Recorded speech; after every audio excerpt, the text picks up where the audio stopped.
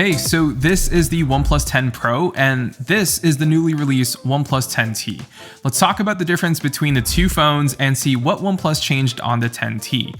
Now, I will be doing a full review on the 10T, but I figured by the time that this video goes up, you're probably more curious on what's new or different about, the 10T and the 10 Pro. So I made this video first so that I can spend a little bit more time with this phone and give you guys my full opinion on the phone. So stay subscribed to the channel and make sure that you turn on that notification bell so you don't miss out on that video. Alright, so let's talk about its overall design and display first. In terms of the overall form factor, the 10T and 10 Pro look very similar. It doesn't really look all that different in terms of size, but if you take a closer look at the 10T, what's different here is that OnePlus opted in to go for a flat display, which is a win in my book. Now, both phones do have the same display size at 6.7 inches, but the 10T is capped at Full HD+, while the 10 Pro features a QHD+ resolution. And the display also has a maximum peak brightness of 950 nits on the 10T versus the 1500 nits peak brightness on the 10 Pro. Now, the 10T still gets plenty bright, but outdoors you will see that difference.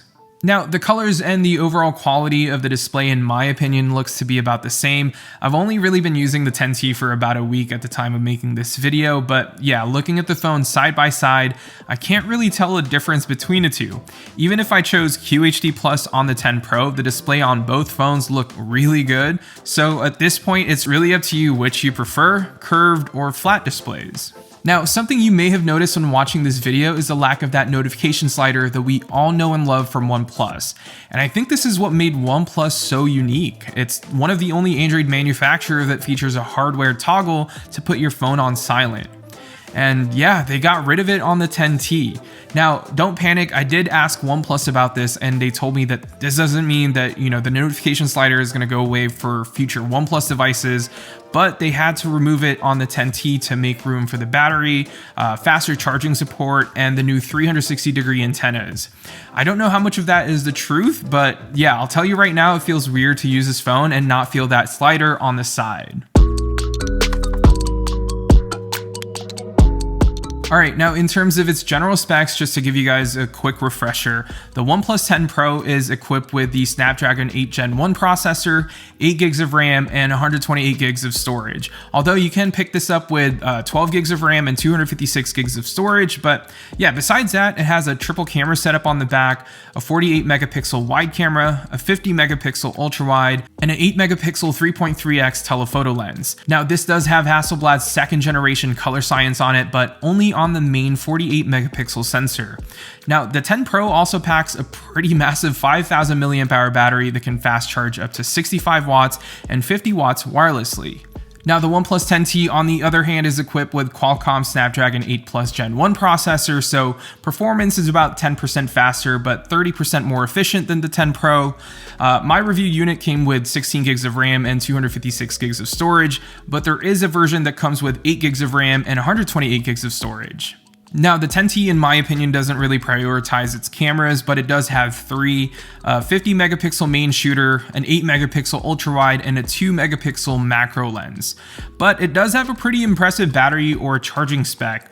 It packs a 4800 milliamp hour battery, but it can charge up to 125 watts in the US and up to 150 watts internationally, which is pretty insane. Now, the only downside here, in my opinion, is that it doesn't have wireless charging, which, if you've been watching my videos for a while, wireless charging means everything to me, and I'm not gonna lie here, it's a huge bummer. But OnePlus did make this up by including their 160 watt charging brick in every box so that I can charge the phone super quick from 1% to 65% in just 10 minutes, which is crazy.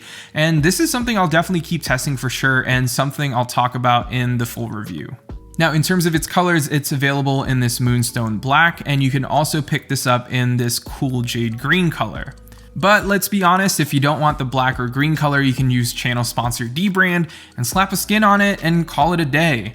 That's what I did with my 10 Pro. I opted in for their teardown skin, which is my go-to skin from dbrand. And the cool thing about the teardown skin on OnePlus devices specifically is a touch of red color on the battery.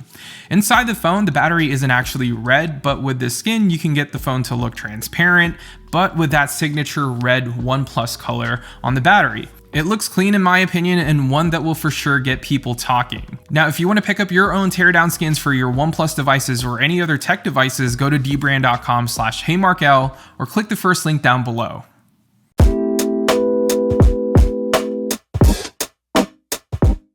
All right, so now in terms of performance, this is really where OnePlus wanted to differentiate the 10T from the 10 Pro. Given that the 10 Pro came out, I don't know, nearly 6 months ago, and the 10T is the newest phone from OnePlus, it makes sense for them to be using a much newer processor, but also be the fastest OnePlus phone to date. So with that Snapdragon 8 Plus Gen 1 processor, like I said in the beginning, it's gonna give the 10T the upper hand here in terms of overall performance because of that 10% power increase. Now, if you do get the 16GB version of the 10T, you can actually take advantage of that insane amount of RAM to basically suspend and keep up to 35 apps open without having to refresh it if you're constantly switching between apps. And this will just give you a much more fluid experience, and in my opinion, a more pleasant experience, just because the app doesn't have to refresh every time you open it up. Now, the 10 Pro, on the other hand, at least my unit, is only equipped with 8 gigs of RAM, which suspends about 6, maybe 7 apps at most, which is fine for most people, but yeah, definitely you can do a lot more on the 10T, especially with the 16 gigs of RAM. And if you do get one with 8 gigs, you'll get about the same as the 10 Pro. Now, when it comes to its battery life with the 10 Pro, from what I was getting before the 10T came in, I was averaging around 6 hours of screen on time, which is pretty good in my opinion. The 10T on average, I would get just a bit over 6.5, maybe 7, but I'll have a more definitive answer on this once my review goes up. But so far, battery has been pretty impressive, and that crazy 125 watt charging is just crazy fast, but we'll see how that impacts battery over time. So cameras have always been a priority on this channel. Every smartphone review that I do, I always have to talk about cameras and make it a priority just because that's where we typically see most of the changes year by year. But since the 10T has always been about its performance gains rather than focusing on its cameras, I was actually expecting the 10 Pro to beat the 10T out of the water, but from my early impressions, they're actually not too far off. Now, without going too much into detail on the 10T, I'll save those details for the full review. The difference between the 10 Pro and the 10T is marginal at best. I know that the sensor on the 10 Pro is supposed to be a lot better since it's using a second generation Hasselblad camera with improved colors and processing, but looking at some of the photos that I shot on both phones, you're not really going to notice that big of a difference in quality.